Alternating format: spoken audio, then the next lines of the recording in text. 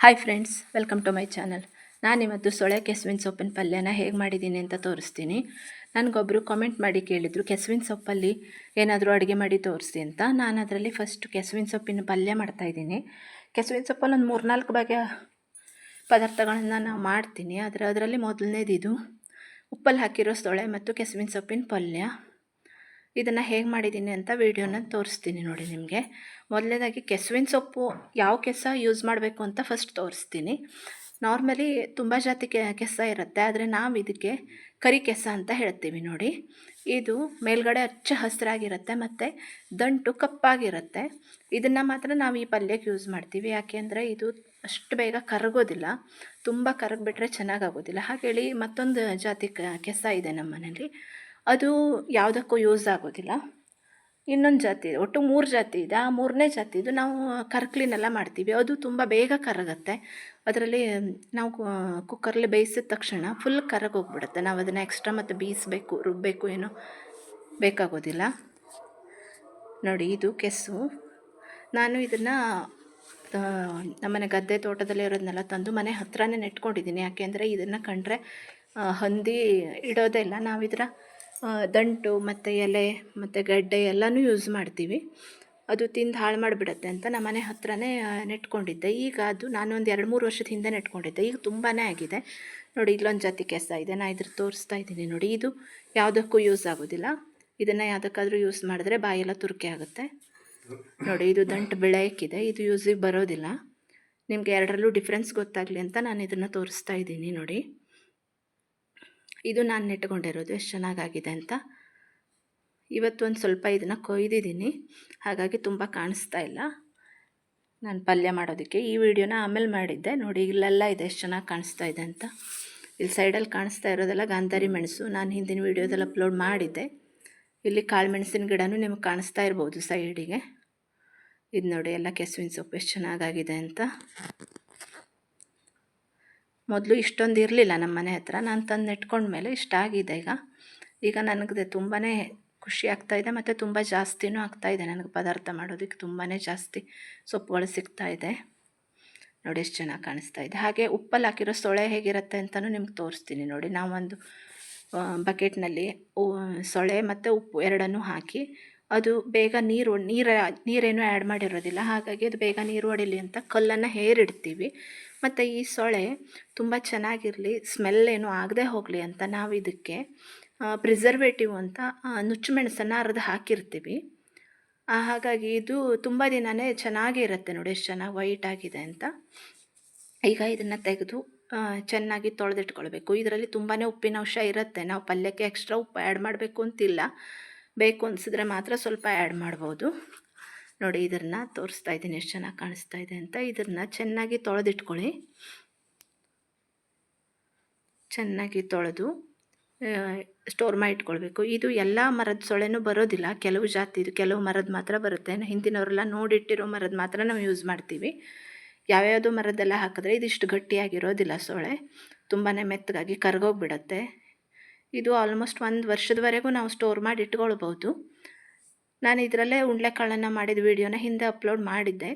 ಇದರಲ್ಲಿ ತುಂಬ ವೆರೈಟಿ ಅಡುಗೆಗಳನ್ನು ಮಾಡ್ತಾರೆ ನಮ್ಮ ಕಡೆ, ಹಾಗಾಗಿ ನಾವು ತುಂಬಾ ಹಾಕಿಟ್ಕೊಳ್ತೀವಿ. ಒಂದು 6-7 ಹಲಸಿನಕಾಯಿದು ಸೊಳೆ ಬಿಡಿಸಿ ಹೀಗೆ ಹಾಕಿ ಸ್ಟೋರ್ ಮಾಡಿ ಇಟ್ಕೊಳ್ತೀವಿ.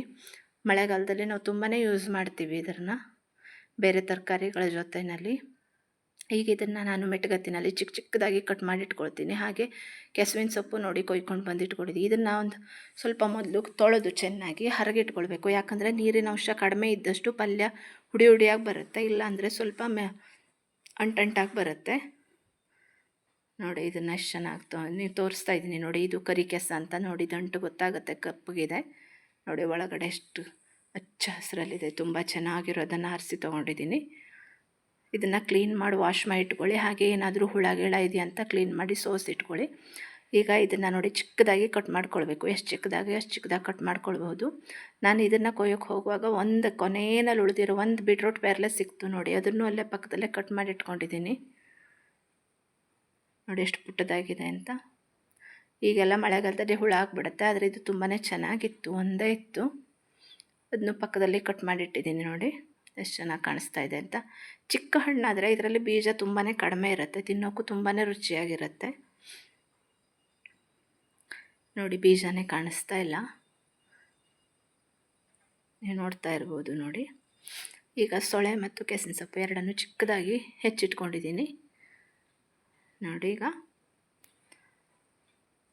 ಎಷ್ಟು ಚೆನ್ನಾಗಿ ಕಾಣಿಸ್ತಾ ಇದೆ ಅಂತ. ಈಗ ಒಂದು ಬಾಣಲೆ ಇಟ್ಕೊಂಡಿದ್ದೀನಿ. ಅದಕ್ಕೆ ಎಣ್ಣೆ ಸ್ವಲ್ಪ ಜಾಸ್ತಿನೇ ಬೇಕು ಇದಕ್ಕೆ. ಎಷ್ಟು ಜಾಸ್ತಿ ಹಾಕಿದ್ರೂ ತುಂಬಾ ಚೆನ್ನಾಗಿರುತ್ತೆ. ಯಾಕೆಂದರೆ ಇದು ಸ್ವಲ್ಪ ಎಣ್ಣೆನಲ್ಲೇ ಫ್ರೈ ಮಾಡಿದಷ್ಟು ತುಂಬ ಟೇಸ್ಟ್ ಜಾಸ್ತಿ ಆಗುತ್ತೆ. ಹಾಗೆ ಈ ಪಲ್ಯನ ನಾವು ಹೊರಗಡೆನೇ ಒಂದು 4ರಿಂದ 5 ದಿವಸ ಇಟ್ಕೊಂಡು ಯೂಸ್ ಮಾಡ್ಬೋದು. ಹಾಗೆ ಫ್ರಿಜ್ಜಲ್ಲಿ ಇಟ್ಕೊಂಡ್ರೆ ತಿಂಗಳಾನುಗಟ್ಟಲೆ ಇಟ್ಕೊಳ್ಬೋದು. ತುಂಬ ರುಚಿಯಾಗಿರುತ್ತೆ. ನಮ್ಮ ಕಡೆ ಎಲ್ಲ ತುಂಬಾ ಇಷ್ಟ ಎಲ್ಲರಿಗೂ ಇದು. ಹಾಗಾಗಿ ಕೆಸುವಿನ ಸೊಪ್ಪು ಸಿಗೋದೇ ಸ್ವಲ್ಪ ಕಡಿಮೆ ಅನ್ನೋಷ್ಟು ಇಷ್ಟ ಎಲ್ಲರಿಗೂ. ನೋಡಿ ಎಣ್ಣೆ, ಇಂಗು ಮತ್ತು ಸಾಸಿವೆನ ಹಾಕಿದ್ದೀನಿ. ಇದಕ್ಕೆ ಹೆಚ್ಚಿಗೆ ಇಂಗ್ರೀಡಿಯೆಂಟ್ಸ್ ಏನು ಬೇಡ, ತುಂಬ ಸಿಂಪಲ್ಲಾದ ಪಲ್ಯ ಇದು, ಆದರೆ ತುಂಬಾ ರುಚಿ ಕೂಡ ಆಗಿರುತ್ತೆ. ನೋಡಿ ಈಗ ಒಂಚೂರು ಚಿಟಪಟ ಅಂದ ಕೂಡಲೇ ನಾನು ನೋಡಿ ಎರಡನ್ನೂ ಹೇಗೆ ಹೆಚ್ಚಿಟ್ಕೊಂಡಿದ್ದೀನಿ. ಈಗ ಈ ಸೊಳೆನ, ಇದು ಉಪ್ಪು ಜಾಸ್ತಿ ಇರುತ್ತೆ, ಒಂದು 2-3 ಸರಿ ವಾಶ್ ಮಾಡಬೇಕು. ಚೆನ್ನಾಗಿ ತೊಳೆದು ಗಟ್ಟಿಯಾಗಿ ಹಿಂಡಿಟ್ಕೊಳ್ಬೇಕು ಇದನ್ನು. ಈ ನೋಡಿ ಇದು ಸ್ವಲ್ಪ ಸಿಡಿತಾ ಇದೆ ಸಾಸಿವೆ. ಈಗ ಇದಕ್ಕೆ ಮೊದಲು ಕೆಸುವಿನ ಸೊಪ್ಪನ್ನು ಆ್ಯಡ್ ಮಾಡ್ತಾಯಿದ್ದೀನಿ ನೋಡಿ. ಇದು ತುಂಬ ಇದ್ದಾಗ ಅನಿಸುತ್ತೆ, ಆಮೇಲೆ ಸುಗ್ಗೋಗ್ಬಿಡುತ್ತೆ. ನೋಡಿ ತೋರಿಸ್ತೀನಿ ಎಷ್ಟು ಕಡಿಮೆ ಆಗುತ್ತೆ ಅಂತ ಆಮೇಲೆ. ಈಗ ಚಿಕ್ಕದಾಗಿ ಹೆಚ್ಕೊಂಡಿರೋ ಈ ಕೆಸುವಿನ ಸೊಪ್ಪನ್ನು ಇದಕ್ಕೆ ಆ್ಯಡ್ ಮಾಡ್ತಾಯಿದ್ದೀನಿ. ನೀರನ್ನು ತುಂಬಾ ಕಡಿಮೆ ಇಟ್ಕೊಳ್ಳಿ, ಯಾಕೆಂದರೆ ನೀರು ಮತ್ತು ಈ ಕೆಸುವಿನ ಸೊಪ್ಪು ಮಿಕ್ಸ್ ಆದರೆ ಕೈ ಸ್ವಲ್ಪ ತುರುಕೆ ಬರುತ್ತೆ ನಾವು ಇದನ್ನು ಹೆಚ್ಚುವಾಗ. ಹಾಗಾಗಿ ನೀವು ಹಿಂದಿನ ದಿವಸನೇ ಕೊಯ್ದು ತೊಳೆದಿಟ್ಕೊಂಡ್ರೆ ತುಂಬಾ ಚೆನ್ನಾಗಾಗುತ್ತೆ. ನಾನು ಬೆಳಗ್ಗೆನೇ ತೊಳೆದಿಟ್ಕೊಂಡಿದ್ದೀನಿ ನೋಡಿ. ಇದೆಷ್ಟು ಎಷ್ಟು ಕಡಿಮೆ ಆಗಿದೆ ಅಂತ, ಎಷ್ಟು ಗ್ರೀನ್ ಕಲರಲ್ಲಿ ಕಾಣಿಸ್ತಾ ಇದೆ. ಇದು ಸ್ವಲ್ಪ ಬ್ಲ್ಯಾಕ್ ಆಗಬೇಕು, ಅಲ್ಲಿವರೆಗೂ ಒಂದು 5 ನಿಮಿಷ ಫ್ರೈ ಮಾಡಿ. ಹಾಗೆ ಇಲ್ಲಿ ನಾನು ಮರಿಗೆ ಗೊಜ್ಜು ಮಾಡೋ ಮರಿಗೆನಲ್ಲಿ ಕಾಂತಾರಿ ಮೆಣಸು ಮತ್ತು ರುಚಿಗೆ ತಕ್ಕಷ್ಟು ಉಪ್ಪು, ಇನ್ನೊಂದು ಸ್ವಲ್ಪ ಉಪ್ಪು ಬೇಕು ಅನ್ನಿಸ್ತು ನನಗೆ, ಹಾಗಾಗಿ ಅವೆರಡನ್ನು ಹಾಕಿ ಅರೆದಿಟ್ಕೊಳ್ತಾ ಇದ್ದೀನಿ ನೋಡಿ. ಇದಕ್ಕೆ ಸ್ವಲ್ಪ ಖಾರ ಮುಂದಾಗಿದ್ದರೆ ತುಂಬಾ ರುಚಿಯಾಗಿರುತ್ತೆ. ಹಾಗಾಗಿ ನಾನೊಂದು 30-40 ಗಾಂಧಾರಿ ಮೆಣಸನ್ನು ಯೂಸ್ ಮಾಡಿದ್ದೀನಿ.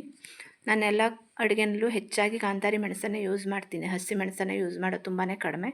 ಎಲ್ಲಾದರೂ ಒಗ್ಗರಣೆಗೆ ಮಾತ್ರ ಹಸಿಮೆಣಸನ್ನು ಯೂಸ್ ಮಾಡ್ತೀನಿ. ಅದರಲ್ಲೂ ಗೋಕರ್ಣ ಮೆಣಸನ್ನು ನಾನೇ ಮಾಡಿಟ್ಕೊಂಡಿದ್ದೀನಿ, ಅದನ್ನು ಯೂಸ್ ಮಾಡ್ತೀನಿ. ನೀವು ನನ್ನ ಹಿಂದಿನ ವೀಡಿಯೋದಲ್ಲಿ ನೋಡಿರ್ಬೋದು, ನನ್ನ ಹಿತ್ತಲು ತರಕಾರಿ ಹೂವಿನ ಗಿಡ ಎಲ್ಲ ನಾನು ಅಪ್ಲೋಡ್ ಮಾಡಿದ್ದೆ ನೋಡಿ. ಈಗ ಇದಕ್ಕೆ ಸ್ವಲ್ಪ ವಾಟೆ ಹುಳಿ ಪೌಡ್ರನ್ನ ಹಾಕ್ತಾಯಿದ್ದೀನಿ. ರುಚಿಗೆ ಎಷ್ಟು ಬೇಕು ನೋಡಿಕೊಂಡು ನೀವು ಆ್ಯಡ್ ಮಾಡ್ಕೊಳ್ಳಿ. ನಾನು ಸುಮಾರು 1.5 ಸ್ಪೂನ್ ಆಗೋಷ್ಟು ಹಾಕಿದ್ದೀನಿ ನೋಡಿ. ಇದೆಷ್ಟು ಚೆನ್ನಾಗಿ ಕಾಣಿಸ್ತಾ ಇದೆ ಅಂತ. ನಮ್ಮ ಕಡೆ ಸುಮಾರು ಎಲ್ಲರೂ ಇದನ್ನೇ ಜಾಸ್ತಿ ಯೂಸ್ ಮಾಡ್ತಾರೆ ಹಳ್ಳಿ ಕಡೆ, ಯಾಕಂದರೆ ಹಳ್ಳಿನಲ್ಲಿ ಇದು ಫ್ರೀಯಾಗಿ ಸಿಗುತ್ತೆ ವಾಟೆಕಾಯಿ. ಅದರಿಂದ ನಾವು ಪೌಡ್ರನ್ನ ಮಾಡಿಟ್ಕೊಳ್ತೀವಿ ನೋಡಿ. ಇದು ಎಷ್ಟು ಚೆನ್ನಾಗಿ ಫ್ರೈ ಆಗಿದೆ ಅಂತ.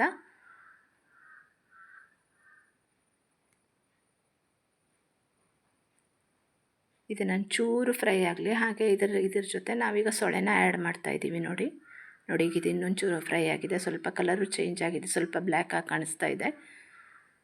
ಇಷ್ಟಾಗೋದ್ರ ಮೊದಲೇ ನೀವೇನಾದರೂ ಆ್ಯಡ್ ಮಾಡಿದ್ರೆ ಪಲ್ಯ ಬಾಯಿ ತುರ್ಕೆ ಬರುತ್ತೆ. ಹಾಗಾಗಿ ಸ್ವಲ್ಪ ಇಷ್ಟು ಫ್ರೈ ಆದಮೇಲೆ ಹಾಕಿದ್ರೆ ತುಂಬ ಚೆನ್ನಾಗಿರುತ್ತೆ. ಈಗ ನೋಡಿ ನಾನು ಸೊಳೆನ ಆ್ಯಡ್ ಮಾಡಿದ್ದೀನಿ. ಇದನ್ನು ಈಗ ಚೆನ್ನಾಗಿ ಮಿಕ್ಸ್ ಮಾಡಬೇಕು ನೋಡಿ, ಎಷ್ಟು ಚೆನ್ನಾಗಿ ಕಾಣಿಸ್ತಾ ಇದೆ ಅಂತ. ಈಗ ಇದನ್ನು ಚಿಕ್ಕ ಫ್ಲೇಮಲ್ಲಿ ಸ್ವಲ್ಪ ಒಂದು 10-15 ನಿಮಿಷ ಹುರಿಬೇಕು.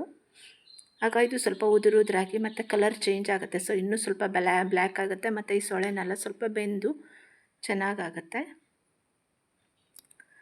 ನೋಡಿ. ನಾನು ಇದನ್ನು ಫ್ರೈ ಮಾಡ್ತೀನಿ. ಹಾಗೆ ನಾನಿವತ್ತು ನಮ್ಮ ಮನೇಲಿ ಮಾಡಿರೋ ಎಲ್ಲ ಪದಾರ್ಥಗಳನ್ನು ನಿಮಗೆ ತೋರಿಸ್ತಾ ಇದ್ದೀನಿ ನೋಡಿ. ಇದು ಸೊಳೆ ಕೆಸಿನ ಸೊಪ್ಪಿನ ಪಲ್ಯ ರೆಡಿಯಾಗಿದೆ. ಇದು ಕಾಯಿ ತುರಿನೇನು ನಾವು ಹಾಕೋದಿಲ್ಲ, ಇಷ್ಟೇ. ಇದು ಕ್ಯಾಬೇಜ್ ಪಲ್ಯ, ಇದು ಕೊನೆಯದಾಗಿ ಮಾವಿನ ಹಣ್ಣಿನ ಸಾಸಿವೆ ನೋಡಿ ಎಷ್ಟು ಚೆನ್ನಾಗಿ ಕಾಣಿಸ್ತಾ ಇದೆ ಅಂತ. ಹಾಗೆ ಇದು ಗೋವೆಕಾಯಿ ಸಾಂಬಾರು. ನಮ್ಮ ಮನೆಯಲ್ಲಿ ಕನಿಷ್ಠ 3 ಪದಾರ್ಥ ಇದ್ದೇ ಇರುತ್ತೆ. ಒಂದೊಂದು ದಿವಸ 4-5 ಎಲ್ಲ ಆಗುತ್ತೆ. ಜೊತೆಯಲ್ಲಿ ಮೊಸರು. ನಿಮಗೆ ಹೀಗೆ ತುಂಬ ವೆರೈಟಿ ಅಡುಗೆಗಳು ಬೇಕು ಹೇಳಾದರೆ ನನ್ನ ಚಾನಲ್ನ ಸಬ್ಸ್ಕ್ರೈಬ್ ಮಾಡಿ. ಹೀಗೆ 4-5 ಪದಾರ್ಥ ಇದ್ದರೆ ಊಟ ಮಾಡೋದಕ್ಕೆ ಎಷ್ಟು ಚೆನ್ನಾಗಾಗುತ್ತೆ ಅಲ್ವಾ. ನಿಮಗೆ ಈ ವಿಡಿಯೋ ಇಷ್ಟ ಆಗಿದರೆ ಲೈಕ್ ಮಾಡಿ, ಶೇರ್ ಮಾಡಿ, ಕಾಮೆಂಟ್ ಮಾಡಿ, ನನ್ನ ಚಾನಲ್ಗೆ ಸಬ್ಸ್ಕ್ರೈಬ್ ಆಗಿ. Thanks for watching.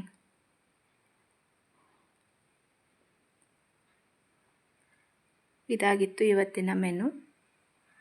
ಮತ್ತು ಈ ಕ್ಯಾಬೇಜ್ ಪಲ್ಯ ಮತ್ತು ಈ ಕ್ಯಾಬೇಜ್ ಪಲ್ಯದ ವೀಡಿಯೋನ ನಾನು ಅಪ್ಲೋಡ್ ಮಾಡಿದ್ದೀನಿ, ಬೇಕಾದರೆ ಹೋಗಿ ನೀವು ಚೆಕ್ ಮಾಡ್ಕೊಂಡು ಬರ್ಬೋದು. Thank you.